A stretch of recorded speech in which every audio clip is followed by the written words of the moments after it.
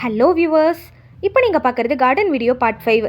கற்பூரவள்ளி செடிக்கு பக்கத்தில் கத்திரிக்காய் செடி வச்சுருக்கோங்க. எங்கள் தோட்டத்தில் நிறைய கத்திரிக்காய் செடி தான் இருக்கும். இது எல்லாமே விதை போட்டு நாத்தா எடுத்து வச்சதாங்க. இதுக்கு முன்னாடி வச்ச கத்திரிக்காய் செடி எல்லாமே நிறைய பூச்சியாக இருந்ததுங்க. அது எல்லாமே கட் பண்ணி விட்டுட்டோம். அதுக்கப்புறமும் நல்லா தளைஞ்சு வளரல. அது எல்லாமே பிடுங்கி போட்டுட்டு அதுக்கப்புறம் மறுபடியும் விதை போட்டு நாற்று எடுத்து வைக்கலான்ட்டு இருக்கோங்க. இப்போ நீங்கள் பார்க்குறது செடி முருங்கைன்னு சொல்லுவாங்க.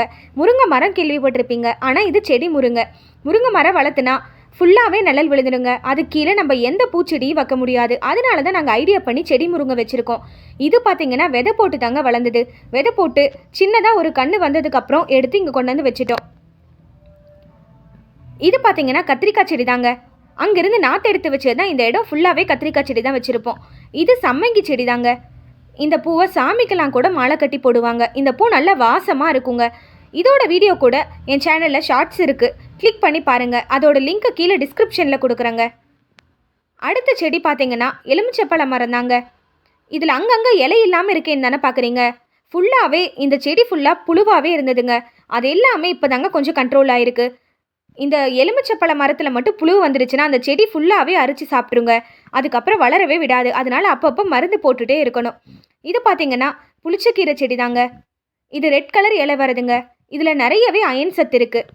அடுத்து நீங்கள் பார்க்குறது அகத்திக்கீரை செடி தாங்க. இதுலேயும் நிறைய புழு இருந்தது. அதனால தான் சரியாக வளரவே இல்லை. இப்போ தாங்க மருந்தெல்லாம் போட்டு விட்டு இப்போ கொஞ்சம் கண்ட்ரோல் ஆகிருக்குங்க. இந்த அகத்திக்கீரை பார்த்தீங்கன்னா வயிற்று புண்ணுக்கு ரொம்பவே நல்லதுன்னு சொல்லுவாங்க. அடுத்து பார்த்தீங்கன்னா வாழை மரத்துக்கு கீழே கத்தாழை செடி தாங்க வச்சுருக்கோம். இந்த கத்தாழை ஸ்கின்னுக்கு, ஹேருக்கு எல்லாமே ரொம்பவே நல்லது. அது மட்டும் இல்லாத கத்தாழை ஜூஸ் குடித்தோன்னா உடம்போட ஹீட் எல்லாமே குறையும்னு சொல்லுவாங்க. நாங்கள் ஒரு செடி தாங்க வச்சோம். இப்போ பாருங்களேன், 2 செடி அதோட பக்கத்தில் வந்துருச்சு. இந்த இடத்துல ஈரப்பதம் இருக்கிறதுனால கத்தாழை நல்லாவே வருதுங்க. எல்லார் வீட்லேயும் கத்தாழை செடி கண்டிப்பாக வச்சுருக்கணும். இது பார்த்தீங்கன்னா செவ்வாழை மரம் தான். இதை வச்சு இப்போ 1 வருஷம் இருக்குங்க. இதிலிருந்து எந்த பூவும் காயும் எதுவுமே வரலங்க. இது எப்போ காய் வரும்னு கூட தெரியல. உங்களுக்கு தெரிஞ்சால் கீழே கமெண்ட் பண்ணுங்கள். இது தாங்க எங்கள் வீட்டு தோட்டம். எங்கள் வீட்டு தோட்டத்தில் எங்களுக்கு தேவையான காய்கறிகள், பழங்கள், கீரைகள், இந்த மாதிரி எல்லா செடியும் வச்சுருக்கோங்க. அது மட்டும் இல்லைங்க, மூலிகை செடிகள்லாம் கூட வச்சுருக்கோம். அது எல்லாமே நான் தனித்தனியாக என்னோடய சேனலில் ஷார்ட்ஸ் வீடியோவாக போட்டிருப்பேன். அதெல்லாம் உங்களுக்கு வேணும்னா கிளிக் பண்ணி பாருங்கள்.